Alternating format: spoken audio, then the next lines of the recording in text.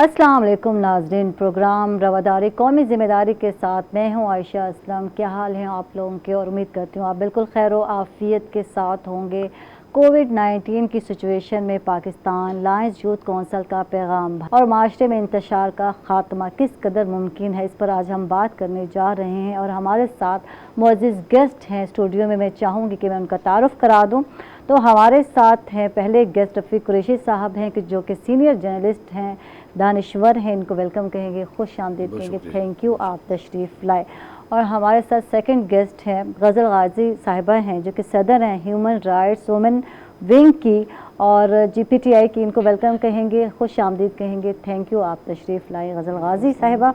और हमारे साथ हैं मेंबर नेशनल यूथ असम्बली जनूबी पंजाब हैं सलमान ज़फ़र हैं, इनको भी हम वेलकम कहेंगे, खुश आमदीद कहेंगे, थैंक यू सलमान आप तशरीफ़ लाए। तो बात का आगाज़ जो है रफ़ीक कुरैशी साहब आपसे ही करते हैं और बात करते हैं, हमारे माशरे में शिद्दत पसंदी का रुझान बढ़ रहा है, तो आप क्या समझते हैं, इसकी क्या रीज़न है? बिस्मिल्लाहिर्रहमानिर्रहीम। मैं सबसे पहले पाकिस्तान लायंस यूथ कौंसिल और रोही चैनल का मैं शुक्रगुज़ार हूँ, थैंक यू, कि आज आपने इंतहाई अहम मौजू पर हमें यहाँ तक बुलाया है। देखिए जी, मुल्क के अंदर जो इंतशार है वो ये कोई एक दो रोज़ की बात नहीं है। ये सदियाँ पीछे जब जाएंगे तो आप महसूस करेंगे कि इस पाकिस्तान के अंदर फ़िरका वाराना एक ऐसी फ़िज़ा पैदा की गई जिसके तहत मुख्तलिफ मसालिक आपस में टकराए, बिल्कुल नो डाउट, और फ़िरके की बुनियाद पर जो तनाज़ा था वो इतना शिद्दत इख्तियार कर गया कि मुआशरे के अंदर अमन व अमान की सूरत हाल बिगड़ती चली गई। और आज भी हम जब नज़र डालते हैं अपने इर्द गिर्द तो उसके पस मंज़र में यही बात महसूस होती है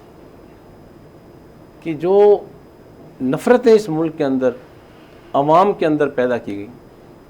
वो नफ़रतें दरअसल हमारी इंतशार का बाइस बनी। ज़रूरत इस बात की है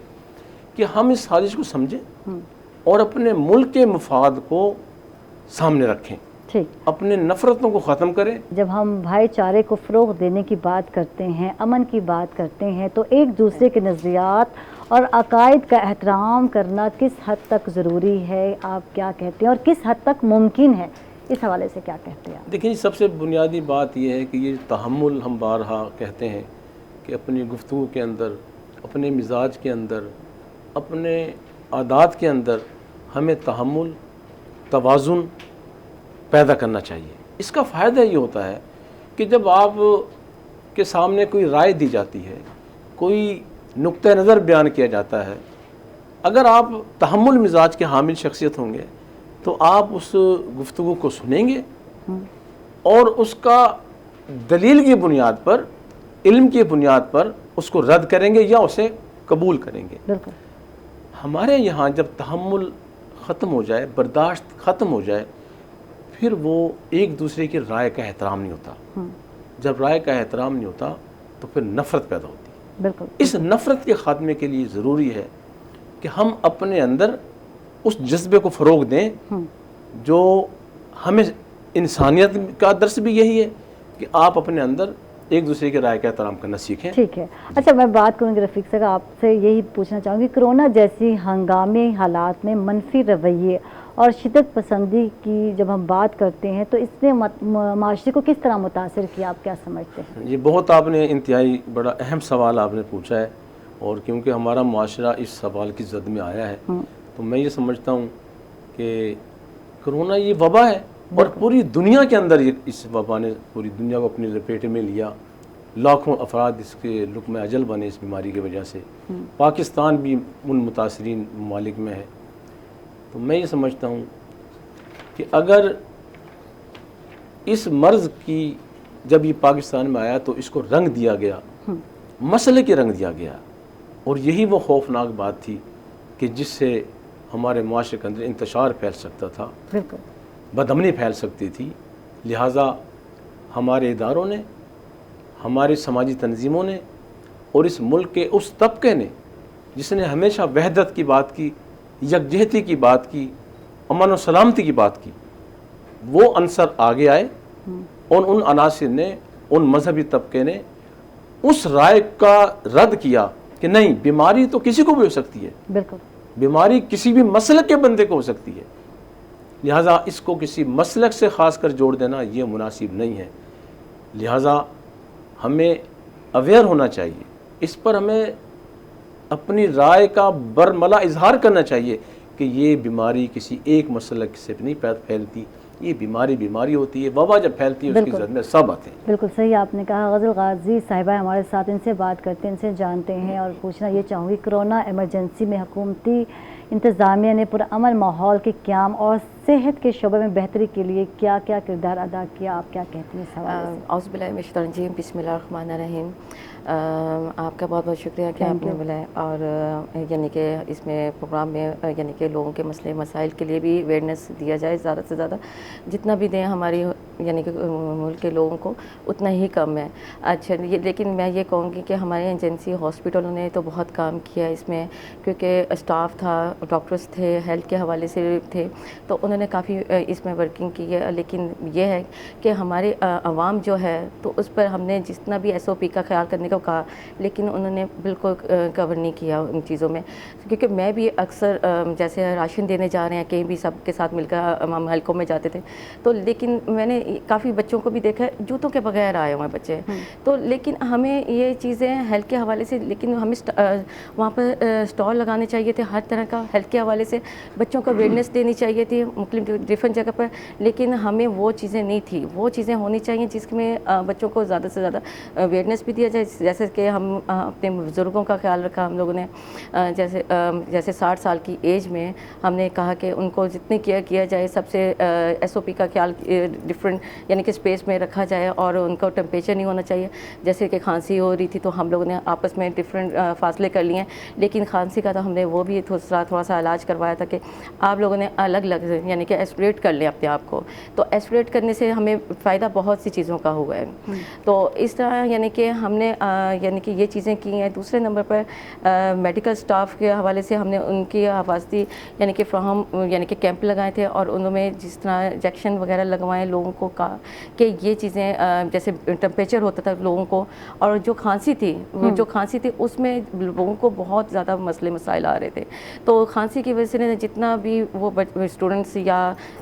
بچے ہیں یا بزرگ ہیں، وہ آگے جتنا ہمارے لیے مسئلے مسائل پیدا کیے ہیں، اور بچوں کے لیے ہم نے زیادہ سے زیادہ بچوں کو بتایا گیا کہ ہینڈ واش کریں، سینیٹائزر یوز کریں 10 منٹس بعد، اور ہم نے وہ کہ بچوں کو کروائے، یعنی کہ یہ ہماری چیزیں نہ ہوں معاشرے میں، تو یہ بہت یعنی کہ ملک میں یعنی کہ یہ چیزیں، یہ اویئرنیس ہم نے جتنا بھی ہو سکا ہم نے دی۔ ٹھیک ہے، اچھا جی، سلمان صاحب ہمارے ساتھ ہیں، سلمان کے ساتھ بات کرتے ہیں۔ یوتھ کی جب بات کرتے ہیں تو پھر آپ سے ہی بات کرنی بنتی ہے۔ قیام امن کے فروغ کے لیے نئی نسل کی بہترین تربیت آپ کیا سمجھتے ہیں، کس طرح کرنے کی ضرورت ہے؟ بسم اللہ الرحمن الرحیم۔ سب سے پہلے تھینک یو، آپ نے مجھے اپنے پروگرام میں بلایا۔ Thank you. دیکھیں، نوجوان نسل کسی بھی ملک کی ریڑھ کی ہڈی ہوتی ہے، اور پاکستان میں 65% جو ہے نا نوجوان ہیں،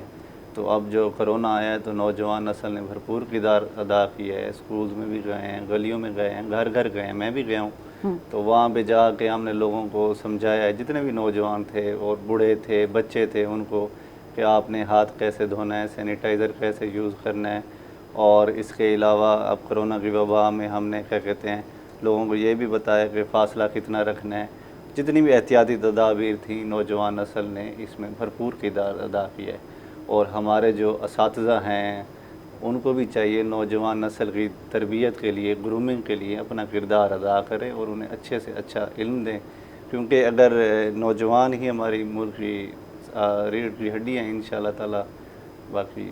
بالکل۔ تو پھر صاحب آپ سے بات کرتے ہیں اور فروغ امن کی بات کرتے ہیں، جب یکجہتی کی بات کرتے ہیں تو اس میں قائدین کا جو کردار ہے وہ بہت اہم ہے، اس حوالے سے آپ کیا کہیں گے؟ لیکن جی، کسی معاشرے کے اندر وہ تنظیم ہو، وہ سیاسی جماعت ہو، وہ سماجی تنظیم ہو، گھر کا کنبہ جو ہے ہر اس کا ایک سربراہ ہوتا ہے، اور جو سربراہ ہوتا ہے، جو قائد ہوتا ہے، اس کی بڑی اہم ذمہ داری ہوتی ہے۔ جس طرح گھر کے نظام کو چلانے کے لیے گھر کے سربراہ کی ذمہ داری ہے کہ وہ گھر کے ماحول کو ہر معاملے پر اس کی نظر ہونی چاہیے، اسی طرح ہمارے ملک کی جو سیاسی تنظیمیں ہیں ان قائدین کی ذمہ داری ہے، خواہ وہ اپوزیشن میں ہوں، خواہ وہ حکمرانی کر رہے ہوں، اقتدار میں ہوں، ان کی ذمہ داری یہ ہے کہ وہ ہر اس پہلو پہ نظر رکھیں کہ جس سے ملک کے اندر بدامنی انتشار پھیل سکتا ہو، اور اس کے بر وقت اس کے سد باب کے لیے اپنا کردار ادا کریں. جس طرح ہر تنظیم کے پیروکار ہوتے ہیں، اور وہ جو پیروکار ہوتے ہیں، جو فالورز ہوتے ہیں، وہ اپنے قائد کی بات کو تسلیم کرتے ہیں. اگر ایک بات میں کہتا ہوں تو میری بات ممکن اتنا اثر انگیزی نہ دکھائے، لیکن جب وہی بات ایک قائد اپنے فالورز کو نیچے پہنچائے گا، اس کی بات میں ایک وزن ہوگا، اس کی بات لوگ عقیدت کے ساتھ، محبت کے ساتھ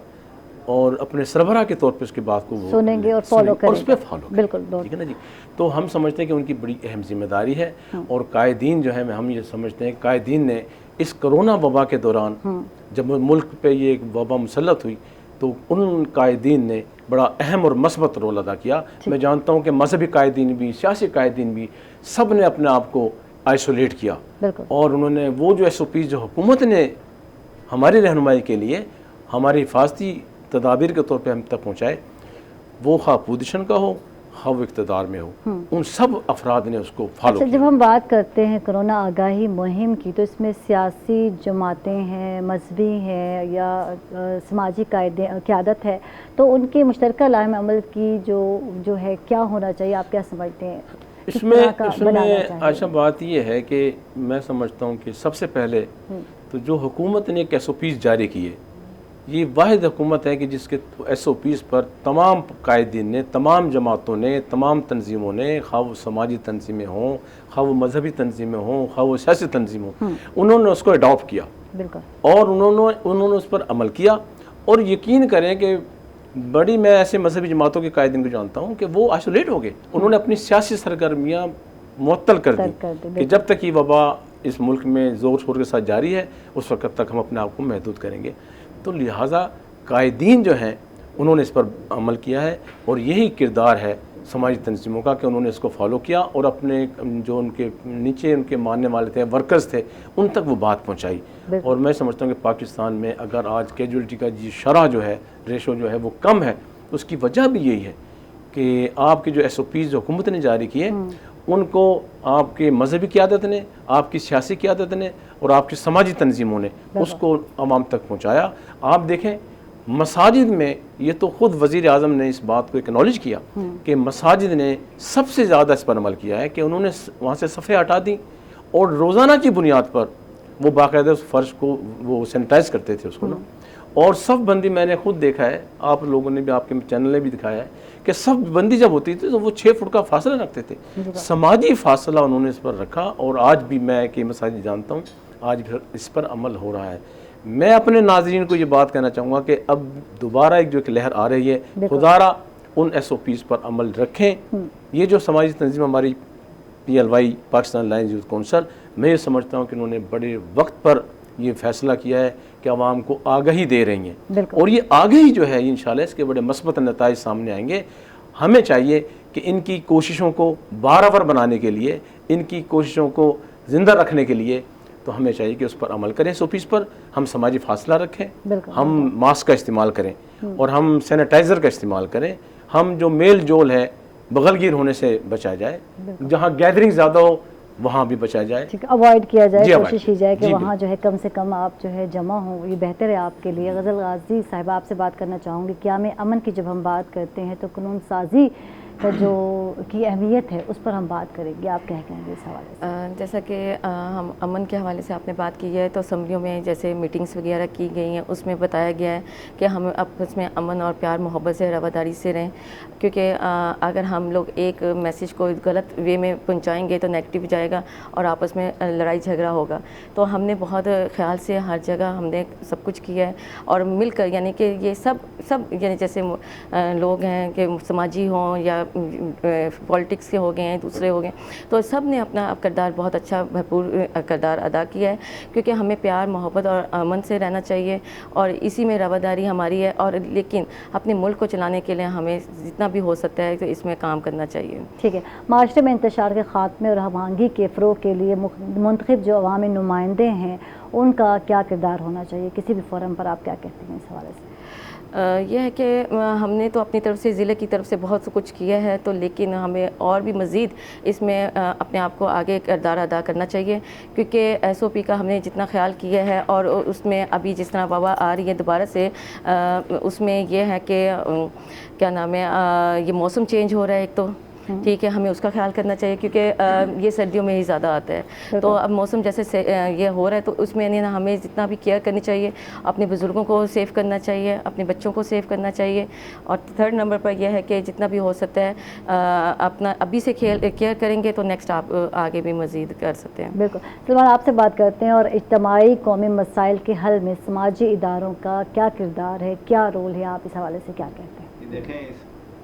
کرونا کی وبا میں بھی جو سماجی ادارے ہیں انہوں نے بھرپور کردار ادا کیا ہے، اور جو فلاحی ادارے تھے انہوں نے، بلکہ میں نے یہ بھی دیکھا ہے گھر گھر جا کے انہوں نے جو غریب تھے بیچارے، جنہیں کیا کہتے ہیں کاروبار جن کے بند ہو گئے تھے، انہوں نے گھر گھر جا کے ان کو کیا کہتے ہیں راشن بھی تقسیم کیے ہیں، اور جو لوگ بیمار ہو گئے تھے ان کو جا کے انہوں نے کٹس وغیرہ جو ضروریات کی سامان تھی وہ بھی انہوں نے پرووائڈ کیے ہیں۔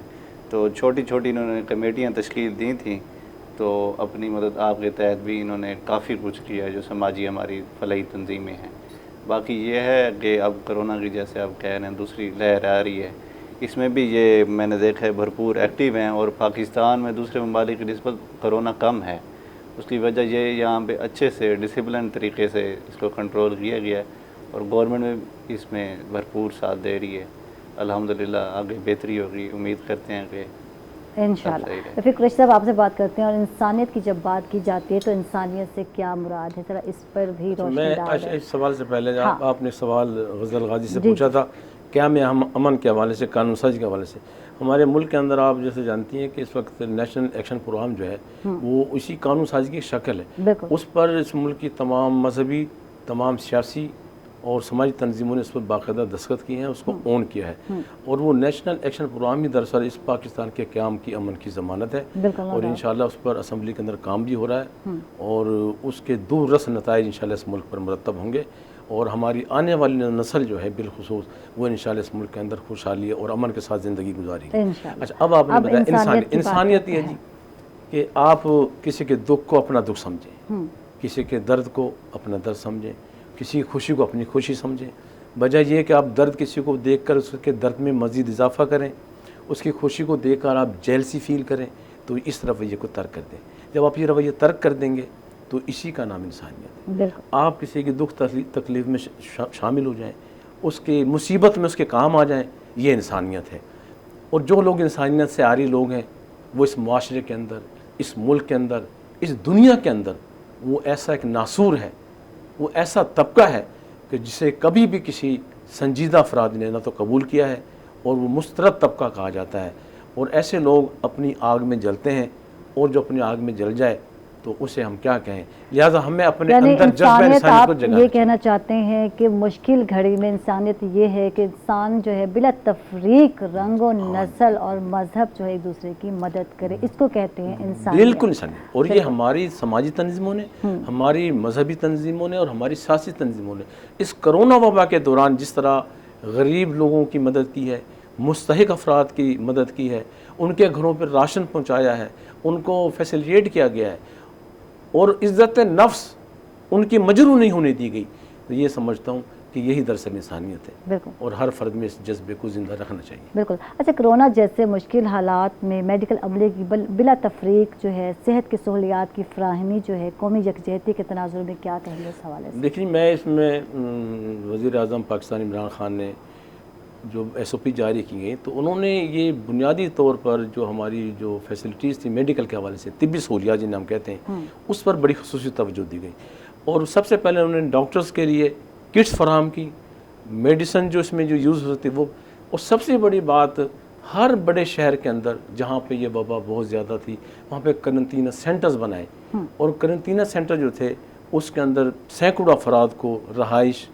کی سہولت فراہم کی گئی، ان کو کھانا فراہم کیا گیا، ان کی پراپر دیکھ بھال کی گئی، اور ان کو طبی سہولیات فراہم کی گئی۔ تو یہ سمجھتا ہوں کہ یہ حکومت کا بہت بڑا کام ہے، اور یہ حکومت نے اپنی ذمہ داری نبھائی ہے کہ اگر آپ نے اس مشکل وقت میں، اس کرونا وبا کے دور کے وقت میں آپ نے ان مریضوں کی بلا تفریق مدد کی ہے،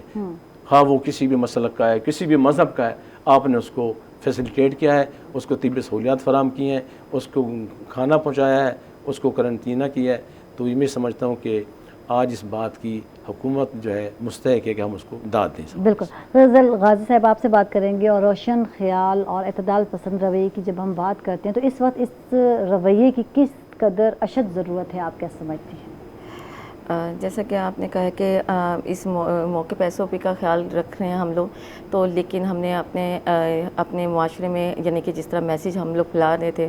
تو اس میں یہ ہے کہ ہمیں ایک دوسرے کا خیال رکھنا چاہیے، اور دوسرا جھوٹ نہیں بولنا چاہیے، اور جو بھی مسئلے مسائل آتے ہیں اپنے امن رواداری سے ہمیں ایک دوسرے کے پیش آئیں. اچھا رفیق صاحب، آپ سے بات کرتے ہیں اور بات کرتے ہیں قیام امن کی، تو اس میں قانون سازی کی جو اہمیت ہے وہ کس قدر زیادہ ہے، کیا کہیں گے آپ اس حوالے سے؟ جی میں غزل غازی کی بات کو سیکنڈ کرنا چاہوں گا، تھوڑا سا بہت اچھی بات کی، اسی بات کو آگے بڑھاؤں گا میں. جی ضرور. کہ دیکھیں جی، روشن خیالی جب آپ کہتے ہیں تو آپ کے ذہن میں فوری طور پر اس کا جو متبادل ہے، اس کا جو متضاد ہے، وہ قدامت پسندی ہے، وہ رجعت پسندی ہے، اور جو درمیانی راستہ ہے وہ اعتدال کا راستہ ہے. بالکل. اور بحیثیت ہم کوئی بھی مسلک ہے، کوئی بھی مذہب ہے، وہ اس بات کی تعلیم دیتا ہے کہ اپنے رویوں میں، اپنے رہن سہن میں، اپنے طرز زندگی کے اندر آپ توازن پیدا کریں، آپ اعتدال کا راستہ اختیار کریں. اور جو بھی قومیں اعتدال کا راستہ اختیار کرتی ہیں، توازن اپنی زندگی کے اندر رکھتی ہیں، ان کی طرز زندگی مثالی ہوتی ہے، اور اس ملک کے اندر خوشحالی ہوتی ہے، بد امنی نہیں ہوتی، امن و امان کے ساتھ وہ زندگی گزار رہے ہوتے ہیں. اب آپ کا سوال تھا کہ قیام امن کے لیے قانون سازی کی کیوں ضرورت ہے. جیسے میں نے آپ سے پہلے کہا کہ قیام امن کے لیے قانون سازی کی تو بہت ہی ضرورت ہے، اور یہ لازمی ظاہر ہے. معاشرہ ایک نظم و ضبط کا نام ہے، اسی نظم و ضبط ہوگا، قانون سازی ہوگی. افراد کو ایک دائرے کے اندر رکھنے کے لیے قانون سازی کی بڑی سخت ضرورت ہوتی ہے، اور اس کی اہمیت کا کسی نے کبھی بھی انکار نہیں کیا جاتا. ٹھیک ہے. بین المذاہب اور بین المسالک جو ہے ہم آہنگی کسے کہتے ہیں، آپ کچھ اس پر بھی دیکھیں جی، بات یہ ہے کہ یہ تو خود آپ کے سوال میں اس کا جواب ہے کہ جب آپ بین المذاہب ہم آہنگی کی بات کرتے ہیں، بین المسالک ہم آہنگی کی بات کرتے ہیں، تو اس کا مطلب یہ ہے کہ خواہ وہ کوئی بھی مسلک ہے اور وہ کوئی بھی مذہب ہے، ان میں آپس کے اندر ہم آہنگی ہونا بہت ضروری ہے. بالکل. ہم یہ نہیں کہتے کسی کو کہ بھئی آپ فلاں کا مسلک اختیار کر لیں، آپ فلاں کا مذہب اختیار کر لیں. ہم یہ کہتے ہیں کہ اپنی زندگی کو جب گزارنے کے لیے آپ اکٹھے ہوتے ہیں تو اس کو اعتدال کے ساتھ گزاریں، ہم آہنگی کے ساتھ گزاریں،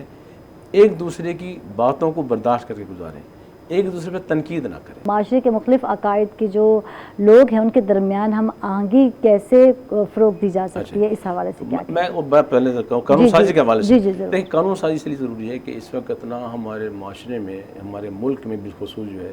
اس وقت دشمن نے پھر فرقہ واریت کی آگ کو بھڑکانا چاہے. ہم یہ سمجھتے ہیں کہ تفرقہ بازی، فرقہ واریت کی اس کو روکنے کے لیے قانون سازی بہت ضروری ہے. ہماری جو مقدس شخصیات ہیں، وہ کسی بھی مسلک کی ہیں، وہ کسی بھی مذہب کی ہیں، ان کا احترام بہت ضروری ہے. اس کے لیے قانون سازی بہت ہی لازمی ہے، اور اس پہ ہمارے جو صاحب اقتدار ہیں، جو خواہ وہ اپوزیشن میں ہیں اور پارلیمنٹ میں موجود ہیں، انہیں اپنی ذمہ داری کو ادا کرنا چاہیے. اب اگلی بات آپ کہہ رہی تھی کہ اس کا مختلف عقائد کے جو لوگ ہیں ان کے درمیان ہم آہنگی کو کیسے فروغ دیا جا سکتا ہے، اس کے لیے دیکھیں جی، بنیادی بات تو یہ ہے کہ پہلے تو آپس میں میٹنگز ہونی چاہیے ان کی، ان میں باہمی میل جول کے سلسلے کو بڑھایا جائے. اچھا، وہ باہمی جو میل جول ہے وہ آپ اجلاس کے ذریعے بھی کر سکتے ہیں، آپ اچھے کھانے کی ٹیبل پہ بھی آپ انہیں اکٹھا کر سکتے ہیں. اور جب یہ دیکھیں، کہا جاتا ہے کہ آپ اگر کسی کو جاننا چاہتے ہیں، کسی کے بارے میں آگہی حاصل کرنا چاہتے ہیں، آپ اس کے ساتھ کھانا کھائیں، آپ اس کے ساتھ سفر کریں، تو پھر آپ پر اس کے راز کھلیں گے کہ وہ شخصیت ہے کیا، وہ انسان کس نوعیت کا ہے، وہ اچھا ہے، برا ہے. اس لیے ہمیں چاہیے کہ ہمیں اس مختلف عقائد کے لوگوں کو آپس میں میل جول کے لیے مختلف مواقع فراہم کرنے چاہیے. ان کی تربیتی ورکشاپ ہونی چاہیے، ان کے لیے کوئی سیمینارز منعقد ہونے چاہیے، اور ایسے فورمز کا انعقاد ہونا چاہیے جہاں یہ مل بیٹھ کر اپنے نظریات کا باہمی تبادلہ خیال کریں، اور اچھی باتوں کو اڈاپٹ کرنا چاہیے، وہ کسی بھی مذہب مسلک کی. ٹھیک ہے. غزل غازی صاحب، آپ سے بات کرتے ہیں، کرونا نے ہمارے معاشرے کو کس قدر متاثر کیا ہے، آپ کیا کہتے ہیں اس حوالے سے؟ انہوں نے بہت متاثر کیا ہے، کیونکہ جس طرح ہمارے ملک میں جیسے یہ بیماری جب آئی تو کافی لوگ پریشان کافی ہو گئے تھے کہ یہ کیا چیز ہے، کئی لوگوں کو پتہ ہی نہیں تھا کہ یہ کیا ہے، تو کافی یعنی کہ ہم پریشان ہوئے. ہمیں بھی یہ چیز فرسٹ ٹائم بھی سننے میں اپنی لائف میں ملی. تو لیکن یہ چیز ایسی بیماری ہے کہ اس میں ہم اپنے آپ کو جتنا بھی سیف کر لیں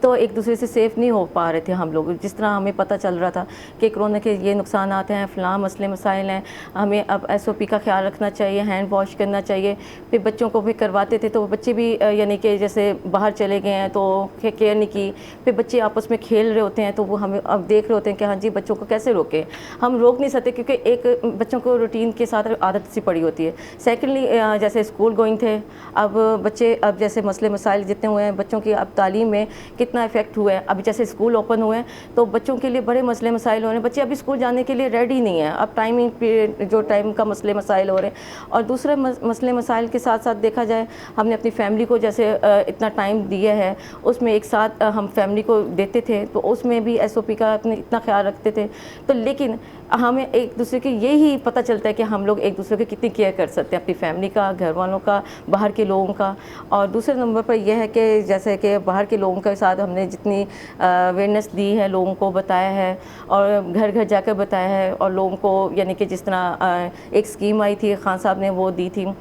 بچوں یعنی کہ فیملی کے لیے سیکیور کے لیے کہ آپ روزگاری تو ختم ہو چکی تھی تقریباً، تو اس کے لیے ہم نے ورکنگ کی، اس کے ساتھ لوگوں کے ساتھ کام کیا. ہم نے لازمی نہیں ہے کہ پالیٹکس کے ساتھ، ہم نے دوسرے بھی سماجی کام بھی کے ساتھ ساتھ کیے. میں Rotary club Multan mid town کی جوائنٹ سیکرٹری بھی ہوں، تو میں ان کے ساتھ بھی مل کر میں نے ڈفرینٹ راشن دیے ہیں ہم لوگوں نے مل کر. تو لیکن یہ ہم نے اپنا کردار ادا کیا ہے. لازمی نہیں میں نے کیا ہے، سب نے کیا ہے، سب بہن بھائیوں نے جو جن کے بھی اپنے بہاف پر جتنا بھی اپنا کچھ کر سکتے تھے اپنے بہاف پر سب نے اپنا حصہ ڈالا ہے. ٹھیک ہے. اچھا ہمارے ساتھ بالکل سلمان ان سے بات کرتے ہیں. اور جب کرونا کی بات ہو رہی ہے تو یقیناً اس مہلک مرض کی جب ہم بات کرتے ہیں تو اس کے بچنے کے لیے کیا حفاظتی اقدامات اٹھانے چاہیے اور جو سمجھتے ہیں آپ کے ضروری ہیں؟ جی دیکھیں جی، اب جو مشکل یہ ہے کہ 5 مہینے تو اسکول وغیرہ سب کچھ بند رہا ہے، لاک ڈاؤن رہا ہے. اب یہ دوبارہ کھولا جا رہا ہے تو اس کو جب جیسے ہی کھولا ہے تو اب مسائل بھی زیادہ بڑھ رہے ہیں، کیونکہ اب کرونا کی جو دوسری لہر ہے وہ ابھی آئی ہوئی ہے. تو اب اس کے لیے یہ ہے کہ اسٹرکٹلی طور پہ نا میں یہ کہتا ہوں کہ گورنمنٹ کو بلکہ فائن بھی کرنا چاہیے لوگوں کو. سینیٹائزر اور ماسک وہ رکھیں اپنے ساتھ، اور کیا کہتے ہیں ہینڈ واش ہو گیا، اور کیا کہتے ہیں ماسک ہو گیا، یہ بھی ضروری کر دیں اسکولز اور کالجز میں. اور میں یہ سمجھتا ہوں جو پارکس وغیرہ ہیں جہاں جو گیدرنگ والی جگہ ہے وہ گورنمنٹ کو چاہیے بین کرنی چاہیے. اسکول میں بھی جب بچے بیٹھے ہیں تو وہ بھی 4-4 فیٹ کے فاصلے پہ، اور آفیسز میں بھی اسی طرح سے، اور سارے پاکستان میں نا. تو رفیق صاحب آپ سے بات کرتے ہیں اور یہ جانتے ہیں کہ کسی بھی ہنگامی صورتحال میں نمٹنے کے لیے آئندہ حکمت عملی کیا ہونی چاہیے؟ دیکھیں جی، حکومت نے تو دوبارہ سے ہمیں سب کو الرٹ کر دیا ہے اور ہمیں یہ کہا گیا ہے کہ وہ جو SOPs ہیں اس پر عمل کریں. دوسری لہر آ رہی ہے اور میں تو پڑھ رہا تھا کل بھی کہ پاکستان میں کوئی 500-600 کیسز سامنے دوبارہ آ چکے ہیں. تو اس کی سنجیدگی سے اس کو لینا چاہیے اور اس سے نپٹنے کے لیے جیسا ایک نعرہ پہلے بھی دیا گیا تھا کہ اس سے ہمیں ڈرنا نہیں چاہیے اور اس سے ہمیں بچنا چاہیے. اور اس لیے ہمیں بچنے کے لیے ماسک کا استعمال کرنا چاہیے اور سینیٹائزر کا استعمال کرنا چاہیے. سماجی فاصلہ جیسے یہ 6 فٹ کا آپ نے پیدا کیا بالکل اس کو ہر جگہ اس کو کرنا چاہیے. اس پر قائم بھی رہنا ہے. اور میں آخری سوال آپ سے پوچھنا چاہتی ہوں، مذہبی ہم آہنگی جو ہے امن کے قیام کے لیے کس قدر ضروری ہے؟ رفیق صاحب آپ کیا کہتے ہیں اس حوالے؟ یہ مذہبی ہم آہنگی انتہائی ضروری ہے. کسی بھی معاشرے میں، کسی بھی ملک کے اندر مذہبی ہم آہنگی معاشرے کو ترقی کا راستے پہ ڈال سکتی ہے، خوشحالی کے راستے پہ ڈال سکتی ہے. اور ہم اسی مذہبی ہم آہنگی کے لیے ہم سمجھتے ہیں کہ تمام جو ہماری مذہبی قیادت ہے وہ پہلے بھی اس پہ یکسو ہے، اور اگر چند کچھ عناصر ایسے موجود ہیں تو ان کا ہمیں قلع خمہ کرنا چاہیے، ان کا سد باب کرنا چاہیے، ان پر ہمیں نگاہ رکھنی چاہیے. اور مذہبی ہم آہنگی کے لیے